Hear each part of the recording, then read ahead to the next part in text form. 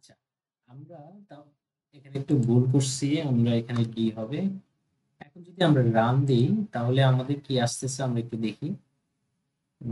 আমাদের এখানে দেখা যাচ্ছে কিনা যে জিরো আসতেছে।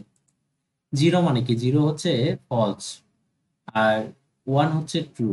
আমরা এখানে যদি দুইটা ভ্যালুকে সমান করে দিই, এ এবং বি এর ভ্যালুকে, তাহলে কি আসে? তাহলে আমাদের ওয়ান আসার কথা। এই যে আমাদের ওয়ান চলে আসছে, ওয়ান মানে হচ্ছে ট্রু। আর এটাকে যদি আমরা আবার নট ইকুয়াল দিয়ে দিই, নট ইকুয়াল, তাহলে আমাদের কি হবে? দুইটা ভ্যালু কি সমান নয়? দুইটা ভ্যালু কিন্তু সমান, যার কারণে এইটাতে আমাদের আসবে জিরো।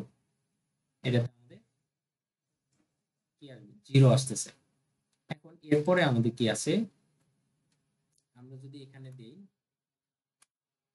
গেটার দেন দিই, তাহলে আমাদের এখানে কি আসবে?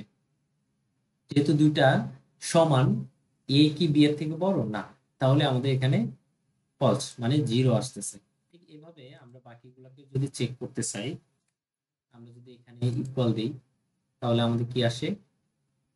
এই যে আমাদের ওয়ান আসতেছে, মানে দুইটা ভ্যালু সমান হলেও হবে, অথবা এ বড় হবে বি এর তুলনায়। আমরা এখানে যদি এ কে বড় করে দিই, এর ভ্যালুটাকে আমরা বাড়াই দিলাম, তাহলে আমাদের কি হবে? বি এর তুলনায় এটা আমাদের বড়, তাহলে আমাদের এখানে কন্ডিশন সত্য, মানে ওয়ান আসতেছে। আর যদি আমরা বি কে বড় করে দিই এর তুলনায়, তাহলে আমাদের কি হবে? কন্ডিশন মিথ্যা, এখানে আমাদের ফলস আসবে, মানে জিরো আসবে। এই যে আমাদের জিরো আসতেছে। ঠিক এইভাবে আমরা বাকিগুলো সবগুলো প্র্যাকটিস করে ফেলবো। আর আমরা কি দেখলাম? আমরা এখানে দেখলাম এখন রিলেশনাল অপারেটর। আমরা কি দেখলাম? এরিথমেটিক অপারেটর দেখলাম, রিলেশনাল অপারেটর দেখলাম। এরপর আমাদের কি আছে? Logical operator. এখন লজিক্যাল অপারেটর কোনগুলো? লজিক্যাল অপারেটর হচ্ছে আমরা লজিক নিয়ে যে বিষয়গুলো করি, যেমন and, or, not, sorry,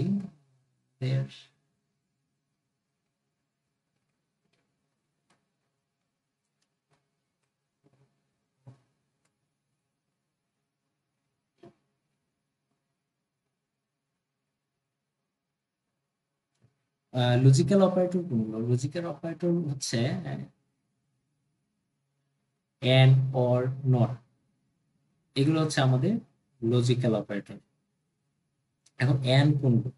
and মানে হচ্ছে দুইটা, সাপোজ আমি এখানে যদি অ্যান্ড দিই, অ্যান্ড হচ্ছে এটা। আর এখানে আরেকটা কন্ডিশন দিলাম, এখানে আরেকটা কন্ডিশন দিই, এ ইকুয়াল ইকুয়াল বি, অথবা এখানে একটা নাম্বার দিই 5 ইকুয়াল ইকুয়াল 2। তাহলে কি আমার কন্ডিশনটা সঠিক? আমি এটাকে দিই, তাহলে আমাদের এই এই প্রথম কন্ডিশনটা সঠিক, কিন্তু দ্বিতীয় কন্ডিশনটা আমাদের ভুল। যার কারণে আমাদের এখানে কি হচ্ছে? আমাদের যে দুইটা কন্ডিশনে সঠিক হইতে হবে, দুইটা যদি সঠিক না হয়, তাহলে অপারেটর কি করবে? আমার অপারেটর ফলস রিটার্ন করে দিবে। আমরা একটু দেখি, আমরা এখানে ব্র্যাকেট দিই একটা, এখানে একটা ব্র্যাকেট দিয়ে এখন যদি আমরা রান দিই, তাহলে আমার জিরো আসার কথা। কারণ আমার একটা কন্ডিশন সঠিক, একটা মিথ্যা, একটা সত্য একটা মিথ্যা, যার কারণে আমার জিরো আসবে। এই যে জিরো চলে আসছে। এখন আমি যদি এই কন্ডিশনটাকে সঠিক করে দিই, নট ইকুয়াল দিয়ে দিলেই এটা সত্য। এখন যদি দিই, তাহলে আমার ওয়ান আসবে। এই যে আমার ওয়ান চলে আসছে। হ্যাঁ, ঠিক এইভাবে আমরা আমাদের এন্ড অর গুলোকে চেক করতে পারি। আমরা এখানে অর দিলাম, যদি অর দিই, অর মানে হচ্ছে আমার যে কোনো একটা সঠিক হলেই হবে। আমি এটাকে একটাকে সঠিক একটাকে ভুল করে দিলাম।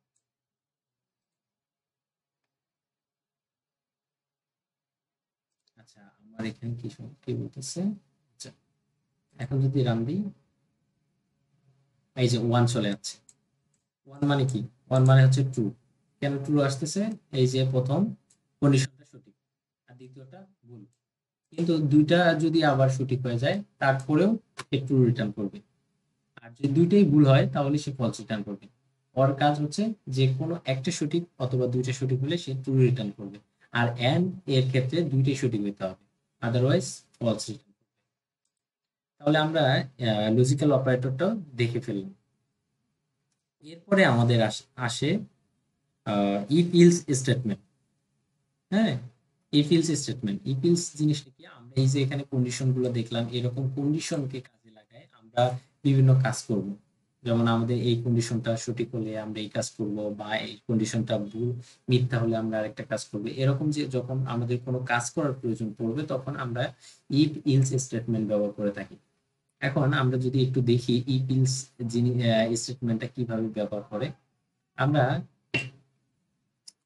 ধরি যদি আমাদের এ বি এর মধ্যে যদি এ বড় হয় তাহলে আমরা এ কে প্রিন্ট করব, আর যদি বি বড় হয় তাহলে আমরা কাউকে বি কে প্রিন্ট করব না। যদি এ শুধুমাত্র যদি এ বড় হয় তাহলে আমরা এ কে প্রিন্ট করব। সেক্ষেত্রে আমাদের কন্ডিশন কি হবে, এ গ্রেটার দেন বি। তাহলে তো আমরা কন্ডিশনটা যদি সত্য হয় তাহলে বলতে পারি এ বি এর থেকে বড়। তখন আমরা আমাদের কাজ করব, কি করব, প্রিন্ট করে এ কে প্রিন্ট করে দিব। এখন আমরা ইফ ইলস স্টেটমেন্ট কিভাবে লিখবো। ইফ ইলস স্টেটমেন্টের প্রথমে ইফ দিতে হয়। ইফ লেখার পরে আমরা এখানে দিব আমাদের কন্ডিশনটা। আমরা এখানে কন্ডিশনটা দিব, দেওয়ার পরে আমরা এখানে ব্র্যাকেট ইউজ করব। ব্র্যাকেটটা হচ্ছে এখানে কেন দিতে হয়, ব্র্যাকেটটা হচ্ছে এটা একটা ব্লক।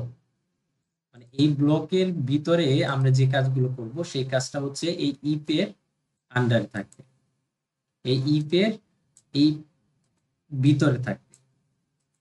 আর যদি আমরা এখানে ব্র্যাকেটটা না দিতাম তাহলে আমরা যখন মাল্টিপল লাইন কোড করব তখন কিন্তু ইফ বুঝতে পারবে না তার ব্লক কতটুকু, তার আন্ডারে কত লাইন আছে সেটা বুঝতে পারবে না, তখন আমাদের ইরর চলে আসবে। সেক্ষেত্রে আমরা কি করব, যদি মাল্টিপল লাইন আমাদের কখনো প্রয়োজন হয় আমরা ব্র্যাকেট ইউজ করব। এখন আমরা এখানে কি করব, এখানে আমরা একটা কন্ডিশন দিব। আমাদের কন্ডিশনটা এখানে প্রথমে ইফ লিখতে হয়, তারপর ইফ লেখার পরে আমরা ফার্স্ট ব্র্যাকেটের ভিতরে আমরা কন্ডিশন দিব। আমরা এখানে কি কন্ডিশন দিব, এ গ্রেটার দেন যদি বি হয়। তাহলে আমরা এখানে ইফ এর ভিতরে ইফ এই কন্ডিশন যদি সত্য হয় আমরা যে কাজটা করতে চাই সেটা আমরা এখানে এসে লিখব। এখানে আমরা লিখব প্রিন্ট এফ, এখানে কি দিতে হবে, পার্সেন্ট ডি, পার্সেন্ট ডি দিলাম, দেওয়ার পরে আমরা এখানে দিলাম এ। তাহলে আমাদের কি হবে, এ কে প্রিন্ট করে দিবে। এখন যদি আমরা রান দিই তাহলে আমাদের এ আসবে, কারণ এ আমাদের বি এর তুলনায় বড়। এ ভেরিয়েবলের যে মানটা আছে বি ভেরিয়েবলের তুলনায় আমাদের মানটা বড়। আর আমাদের কন্ডিশন যখন ট্রু হচ্ছে তখন আমাদের ইফ এর ভিতরে আসতেছে, ইফ এর ভিতরে এসে আমাদের প্রিন্ট করে দিচ্ছি এ। তাহলে আমাদের এখানে কি চলে আসছে, এ এর ভ্যালুটাকে আমরা পেয়ে গেছি। আর যদি আমরা বি এর ভ্যালুটাকে বড় করে দিতাম এ এর তুলনায় অথবা সমান করে দিতাম তাও কিন্তু আমাদের প্রিন্ট করতো না, কারণ আমাদের কন্ডিশন তখন ফলস রিটার্ন করতো। তাহলে ইফ কিভাবে কাজ করতেছে, ইফ এর ভিতরে আমরা যে কন্ডিশনটা দিচ্ছি সেই কন্ডিশনটা যদি ট্রু হয় অথবা ওয়ান হয়, এর কন্ডিশনের মানটা যদি ওয়ান হয় তাহলে আমাদের এটা প্রিন্ট করবে। আমরা যদি চেক করতে চাই যে ওয়ান হলেই প্রিন্ট করে কিনা, আমরা যদি এখানে শুধু ওয়ান দিই, আমরা যদি এখানে শুধু কি দিব, আচ্ছা আমরা ব্র্যাকেটের ভিতরে দিই, ব্র্যাকেটের ভিতরেই ওয়ান দিই, তাহলে আমাদের প্রিন্ট করার কথা এই যে আমাদের এর ভ্যালুটা প্রিন্ট করে দিচ্ছে। এখানে যদি আমরা জিরো দিতাম, জিরো মানে কি ফলস, তাহলে আমাদের এটা প্রিন্ট করবে না, আমাদের এটা প্রিন্ট করেনি। ঠিক এভাবে আমরা ইফ এলস স্টেটমেন্ট ব্যবহার করি। এখন ইফ লিখলাম, যদি আমার এই কন্ডিশনটা সঠিক না হয় তাহলে আমি আরেকটা কাজ করব। আমি এখানে দিলাম যে এ, মানে এবার আমি চাচ্ছি বড় যে সংখ্যাটা আছে আমার সেই বড় সংখ্যাটাকে প্রিন্ট করব।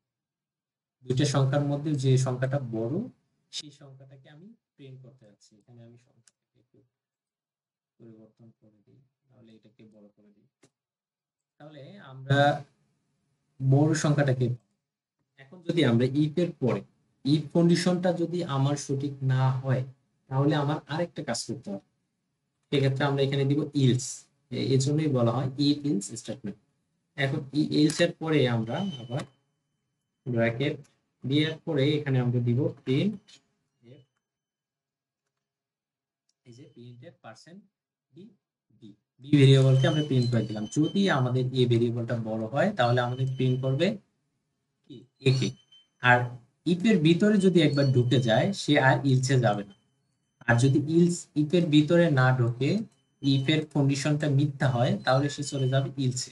ইলসে গিয়ে ইলসের ভিতরে যে কাজটা আছে সেই কাজটা সে করে ফেলবে। ইলসে গিয়ে কোনো কন্ডিশন চেক করবে না, সে সরাসরি ইলসের কাজ করে ফেলবে। যদি ইফ এর ভিতরে না যায়, ইফ এর কন্ডিশন মিথ্যা থাকে, তাহলে সে সরাসরি ইলসে গিয়ে ইলসের কাজ করে ফেলবে।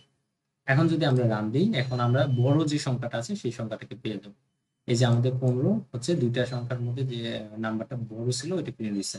এখন যদি আমি এ এর ভ্যালুটাকে বাড়াই দিই, তাহলে কি হবে, এ এর ভ্যালুটা প্রিন্ট হবে। এই যে এ এর ভ্যালুটা প্রিন্ট হচ্ছে। ঠিক এভাবে আমরা ইফ ইলস স্টেটমেন্ট ব্যবহার করে আরো অনেক কাজ করে ফেলতে পারি। এখানে আমাদের আরেকটা বিষয় আছে, সেটা হচ্ছে যদি আমার দুইটা সংখ্যায় সমান হয়, সেক্ষেত্রে আমি কি করবো? তাহলে তো একটাও প্রিন্ট করবে না, সরি, তাহলে তো আমার এখানে বি কে প্রিন্ট করে দিবে। এই যে বি কে প্রিন্ট করে দিচ্ছে। কিভাবে বুঝলাম? আহ, এখানে যদি আমরা কি করি, এই যে এটাকে এখানে আরেকটা প্রিন্ট করে দিই, এখানে আমরা বি লিখে দিলাম, তাহলে আমরা বুঝতে পারবো।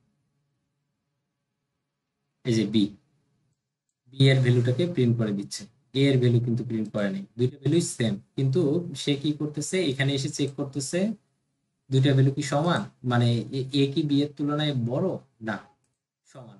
তাই সে ইফ এর ভিতর না গিয়ে ইলসে গিয়ে প্রিন্ট করে দিচ্ছে, কারণ ইলসে যেহেতু কন্ডিশন নাই, সে ইফ মিথ্যা মানে ইলসে গিয়ে যা পাবে তাই প্রিন্ট করে দিবে, সেই কাজটাই করে দিবে। এটাকে আমরা হ্যান্ডেল করতে পারি কিভাবে, এখানে আমাদের আরেকটা আছে, সেটা হচ্ছে ইলস ইফ। যদি ইফ এর ভিতরে আমাদের এমন হয় যে আমাদের কন্ডিশন থাকবে দুইটা বা একের অধিক কন্ডিশন আছে, সেক্ষেত্রে আমরা ইলস ইফ ব্যবহার করতে পারি। ইফ এর পরে দিতে অবশ্যই ইলস ইফ ব্যবহার করতে হবে। ইফ ছাড়া আমরা শুধু ইলস ইফ ব্যবহার করতে পারবো না। ইলস ইফ এরপরে আমরা এখানে দিতে পারবো একটা কন্ডিশন দিতে পারবো। আমরা এখন কি দিব, এ ইকুয়াল ইকুয়াল যদি বি হয়, তাহলে আমরা এখানে ব্র্যাকেট দিলাম, দেওয়ার পরে আমরা এখানে প্রিন্ট করে দিই। তাহলে আমরা এখানে প্রিন্ট করে দিব এ ইকুয়াল টু বি। আমরা এখানে একটা স্ট্রিং প্রিন্ট করে দিলাম। এখন যদি আমরা রান দিই, তাহলে কিন্তু আমাদের ভ্যালু কিন্তু সেম, তখন কিন্তু আমাদের কি হইতো, এই বি এর ভ্যালুটা আসতো। আমরা এখানে এ দিয়ে দিই, এ এর ভ্যালুটা আসে নাই, বি এর ভ্যালুটা আসছে। এবার কি হবে, এবার আমাদের সে বলে দিবে যে এ এবং বি সমান। এই যে আমাদের এখানে আসবে এ এবং বি এর ভ্যালু সমান। এর কিভাবে কাজ করতেছে, প্রথমে ইফ এ গিয়ে সে চেক করে, চেক করার পরে সে দেখে যদি ইফ এর কন্ডিশন সত্য হয়, ইফ এর ভিতরে কাজগুলো করে ফেলে। আর একবার যদি ইফ এর ভিতরে যায়, সে আর নিচে যাবে না, গিয়ে ইলস ইফ এবং ইলসে সে আর চেক করতে যাবে না। আর যদি ইফ এর কন্ডিশন মিথ্যা হয়, তাহলে সে তারপর যাবে ইলস ইফে, গিয়ে কন্ডিশন চেক করবে, যদি কন্ডিশন সত্য হয় সেই কাজটা করবে, করে সে আর ইলিফের কাজ করবে না, সে বন্ধ হয়ে যাবে, তার কাজ শেষ। তারপরে ইলসে যাবে, যদি ইলিফের কাজটা ইলিফের কন্ডিশন মিথ্যা হয়, তাহলে ইলসে গিয়ে ইলসের কাজ করবে। মানে ইফ ইফ ইলস, এই তিনটার মধ্যে যে কোনো একটা কাজ সম্পাদন হবে। প্রথম যে কন্ডিশনটা সত্য হবে ওই কন্ডিশনের কাজটা সে করে ফেলবে, আর যদি কোনো কন্ডিশনেরই কন্ডিশন সত্য না হয়, সে সর্বশেষে গিয়ে ইলস এর কাজটা করে ফেলবে। আমি কিন্তু চাইলে এখানে ইলিফ আরও লিখতে পারবো। আমরা চাইলে এখানে ইলিপ লিখতে পারতাম, যত খুশি ততগুলো আমরা ইলিপ এখানে দিতে পারবো এবং এখানে কন্ডিশন অ্যাপ্লাই করতে পারবো। আমরা এখানে চাইলে অনেকগুলো কন্ডিশন অ্যাপ্লাই করতে পারি। আবার ইফ ব্যবহার করতে পারি অনেকগুলো, ইফের পরে আর একটা ইফ, তারপর আবার ইফ, কিন্তু সেক্ষেত্রে কি হবে, প্রথম ইফটা যদি কাজ করে সে আবার তারপরেও দ্বিতীয় ইফে যাবে, দ্বিতীয়টাও যদি কাজ করে তৃতীয়টাতে যাবে, মানে প্রত্যেকটাতে এক এক করে চেক করবে। আর এখানে কি হবে, যদি কোনো একটা কাজ হয়ে যায় তাহলে সে আর নিচে এগুলোতে যাবে না। ইফ তারপরে কি আমরা লিখতে পারি ইলস ইফ, তারপরে ইলস, ঠিক এভাবে আমরা ইফ ইলস ব্যবহার করে থাকি। এখন আমরা ইল ইফ ব্যবহার করে ইলস ব্যবহার করে আরেকটা কাজ করব, সেটা হচ্ছে আমরা জোড় বিজোড় সংখ্যা চেক করব। আমরা এখানে এটাকে মুছে দিই, দিয়ে আবার লিখি। প্রথমে আমরা এখানে কি করব, ইফ লিখবো, ইফ লেখার পর একটা কন্ডিশন দিব, সেটা হচ্ছে আমরা এ এর নাম্বার, এ ভেরিয়েবলের যে নাম্বারটা আছে এটাকে চেক করবো এটা জোড় না বিজোড়। তার জন্য আমাদের কি করতে হবে, একে মড করতে হবে টু দ্বারা। টু দ্বারা যদি আমরা মড করি তাহলে আমরা এখানে কি পাবো, এটা রেজাল্ট পাবো, একে 2 দ্বারা ভাগ করলে ভাগশেষটা আমরা এখানে পাবো। আর 2 দ্বারা যদি কোনো সংখ্যাকে আমরা ভাগ করি তার যদি ভাগশেষ ইকুয়াল ইকুয়াল 0 হয়, মানে ভাগশেষ 0 হয়, তাহলে আমরা সেটা বলতে পারি সেই সংখ্যাটা জোড়। আমরা এখানে নিচে গিয়ে তাহলে প্রিন্ট করে দিতে পারি এখানে ইভেন।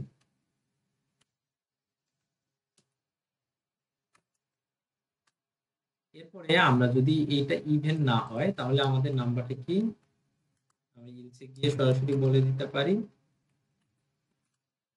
অড, চলে আছে ইভেন এবং অড। তাহলে আমরা এখন যদি রান দেই তাহলে আমাকে বলে দিবে যে এই নাম্বারটা ইভেন না অড নাম্বার। দেখি আমাদের কি বলে, এই যে আমাকে বলতেছে ইভেন নাম্বার, এটা কি ইভেন নাম্বার। এখন আমরা যদি নাম্বারটাকে পরিবর্তন করে দিই তাহলে কি বলবে, এটা অড নাম্বার, এই যে আমার অড নাম্বার বলতেছে। ঠিক এভাবে ইফ ইলস স্টেটমেন্ট ব্যবহার করে আমরা অনেক কাজ করে ফেলতে পারি। এগুলো আমাদের বাসায় বেশি করে প্র্যাকটিস করতে হবে, তাহলে আমরা ইফ ইলস এর কাজগুলোকে ভালো করে শিখতে পারবো। আমাদের ইফ ইফ এর পরে ইলস ব্যবহার করে একটা কাজ করব, তারপর ইফ এর পরে আবার অনেকগুলো ইফ নিয়ে কাজ করে দেখব। একই রকম কাজকে যদি আমরা ইফ ইলস দিয়ে করে দেখি, ইফ ইলি, তারপর ইলস ইফ, তারপর ইলস ব্যবহার করে দেখি, তারপর শুধু ইফ দিয়ে করে দেখি, তাহলে আমরা বুঝতে পারবো ইফ ইলস ব্যবহার করলে কি রকম কাজ হচ্ছে, শুধু ইফ ব্যবহার করলে কি কাজ হচ্ছে, কাজগুলোকে আমরা ডিটেলস ডিপলি বুঝতে পারবো। আর শুধু ইলস ব্যবহার করতে পারবো না, আমরা শুধু ইলস ইফ ব্যবহার করতে পারবো না, কিন্তু শুধু ইফ ব্যবহার করতে পারবো। ইফ এর পরেই আমরা ইলস অথবা ইলস ইফ ব্যবহার করতে পারি। তাহলে আমরা ডে ওয়ানে আমরা কি শিখছিলাম, ডে ওয়ানে আমরা শিখছিলাম কিভাবে কোন একটা ভেরিয়েবল তৈরি করতে হয় এবং ভেরিয়েবলের মধ্যে ভ্যালু রাখতে হয়, তারপর কিভাবে ইনপুট নিতে হয়, আউটপুট দেখাইতে হয়। তারপর ডে টুতে আমরা আজকে শিখলাম operator, arithmetic operator, relational operator, logical operator, হ্যাঁ, তারপর ইফ ইলস স্টেটমেন্ট গুলো আমরা দেখলাম। আগামী ক্লাসে ডে 3-তে আমরা ইফ ইলস স্টেটমেন্ট গুলোকে আরো ডিটেলস শিখবো এবং লুপ শিখবো। লুপ একটা অনেক মজার বিষয়, এই বিষয়টা আমরা আগামী ক্লাসে শিখবো ইনশাল্লাহ। সবাইকে ধন্যবাদ। আসসালামু আলাইকুম।